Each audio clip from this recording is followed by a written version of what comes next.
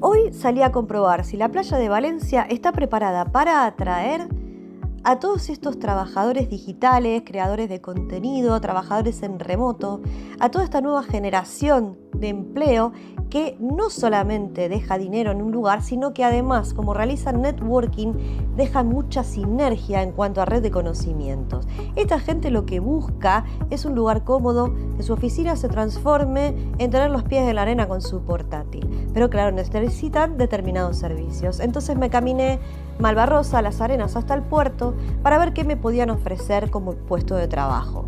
Y lo máximo que encontré cerca de la playa fue en el paseo, en un restaurante, en la barra, porque había un enchufe. Entonces me dije, bueno, claramente la apuesta está hecha al sector turístico normal.